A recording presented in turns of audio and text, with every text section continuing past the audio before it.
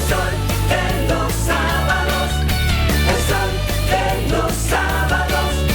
El sol de los sábados. Son 106.5. Bueno, a las 9:37 de la mañana estamos de vuelta con este Sol de los Sábados. Antes de pasar con nuestra segunda entrevista del día de hoy, dos informaciones. La primera es que la Agencia Mundial de Antidopaje ha dado un ultimátum a la República Dominicana y la suspendería en agosto del presente año. Hay que recordar que el país se hizo signatario de la Convención Internacional contra el Dopaje en el Deporte en el año 2012 y fue a través del Congreso de la República, y luego a partir del 2014 se dejó instalada la certificación de la Agencia Antidopaje por gestiones del Ministerio de Deporte. Y bueno, el MIDEREC, las informaciones que he recibido es que ha sido sordo ante las advertencias. Luego de los logros de la República Dominicana, tanto en Tokio como en el verano del 2021, pues la WADA, que es la organización, digamos, o son las siglas en inglés sobre el tema del antidopaje, pues hizo una auditoría a nuestro país en diciembre del 2022, es decir, en diciembre del año pasado, y los resultados se presentaron en febrero de este año, y hay un listado de medidas críticas correctivas con una fecha límite que estaba al 4 de mayo de este año, que ya pasó. Y ni siquiera hay una respuesta por parte del Ministerio de Deporte. La UADA ha dado una prórroga a la República Dominicana hasta el 4 de agosto. Si de aquí a allá no se toman las medidas correctivas necesarias, a la República Dominicana y sus federaciones deportivas, tanto así como el Comité Olímpico, podrían tener sanciones. Ojalá y se tome este tema en cuenta.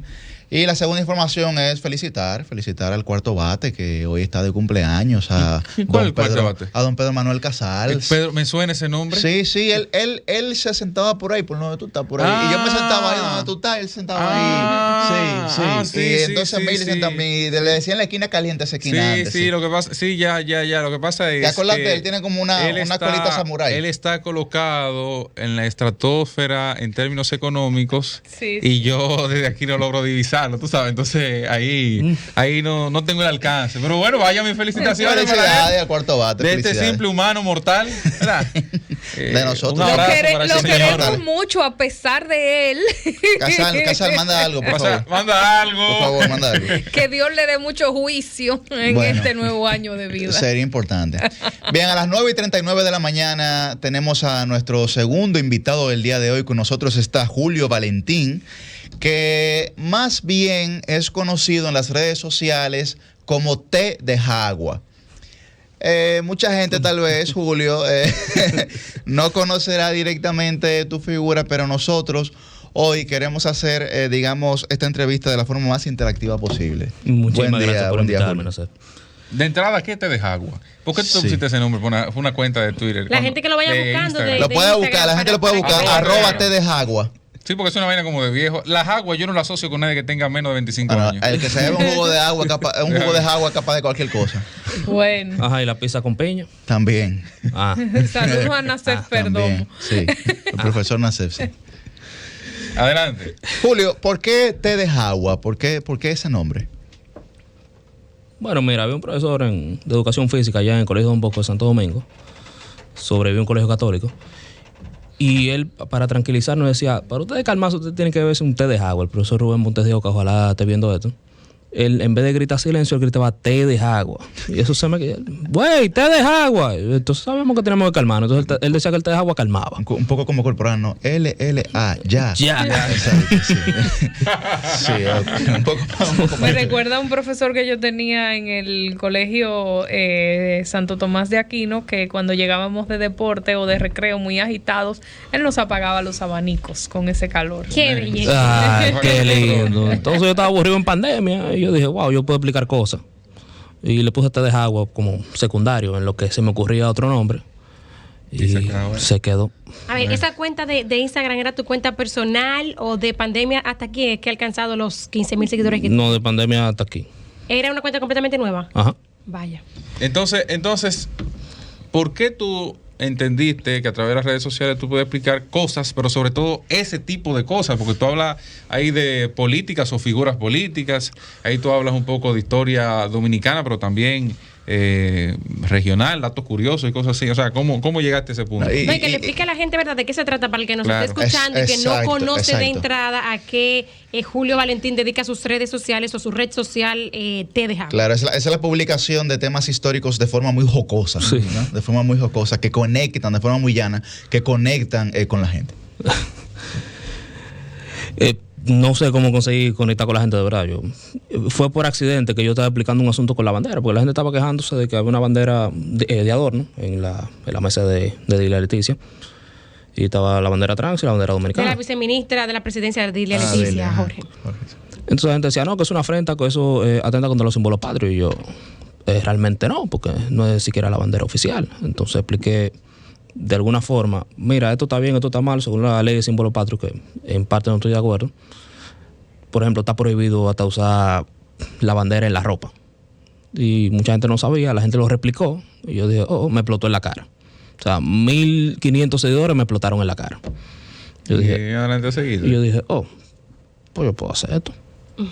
Y entonces, Julio, el tema del viejo bala, para la gente que no se escucha. ¿Cómo se divide Balaguer? Claro, para la gente que no se escucha, Julio implementó algo que ya todo el mundo conoce, que fue un tren en algún momento, pero que ya la gente lo utiliza como en su jerga normal, digamos, la gente que está en las redes.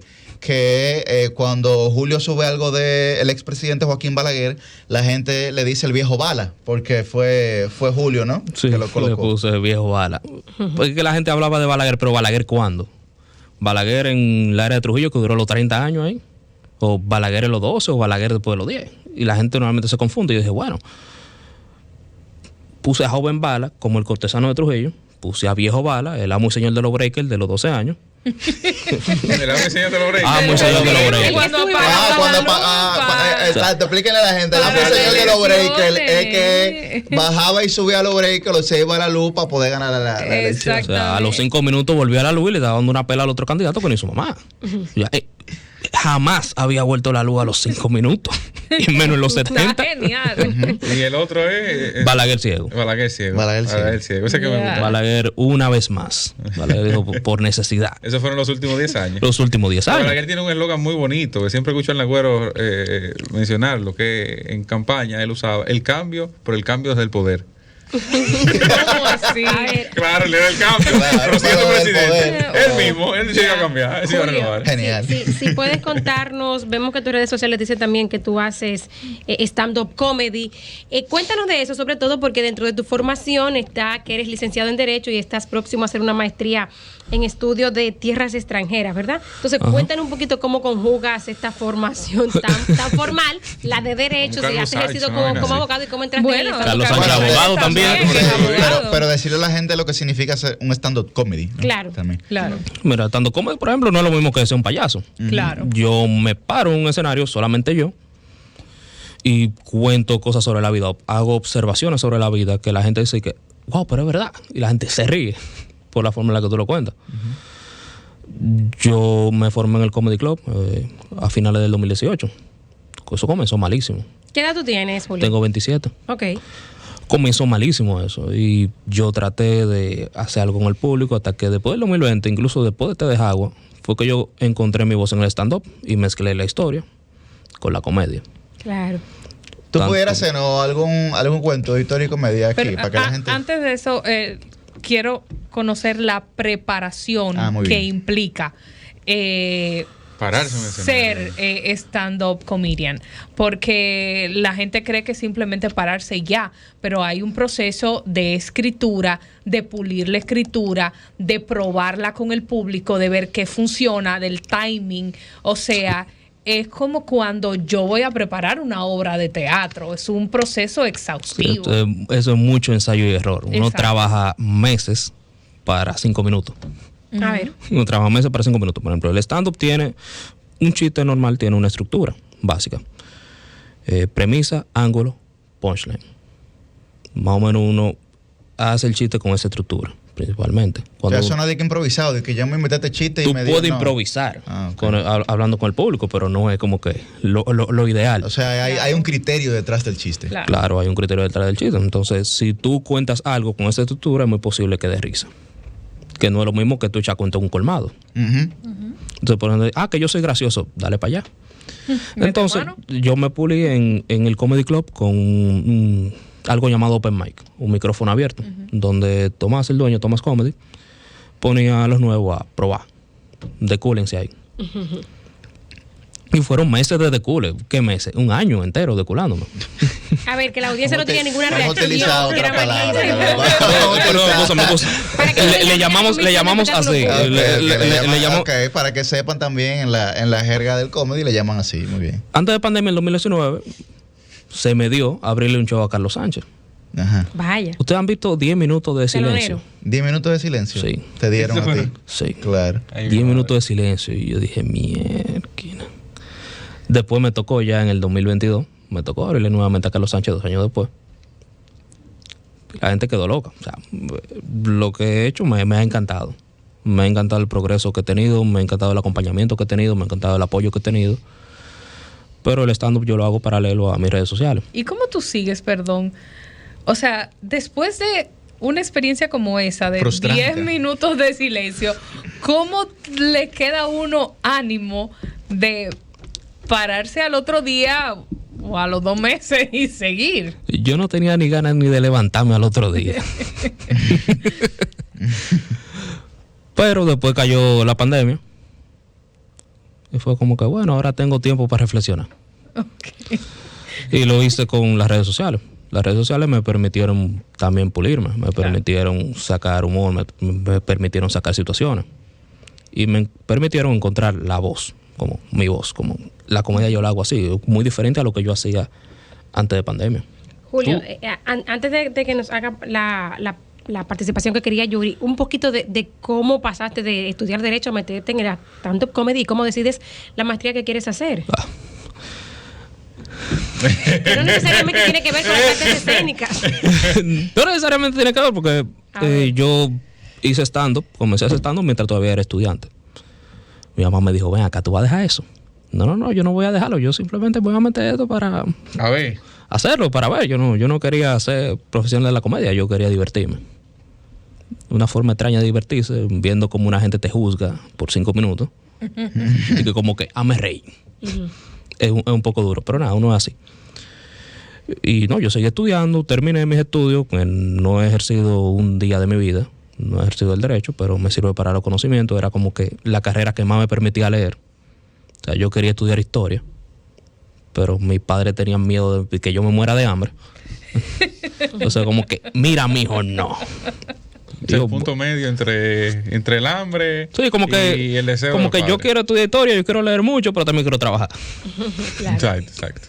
Y es por eso entonces que cómo tú analizas esos temas que tú colocas, por ejemplo, en las redes sociales. O sea, yo veo aquí, para que la gente sepa, los barrios de Santo Domingo, historia de los barrios de Santo Domingo, nombre de los municipios de RD, cómo Nombre de la surgió calle. la historia de la Fórmula 1.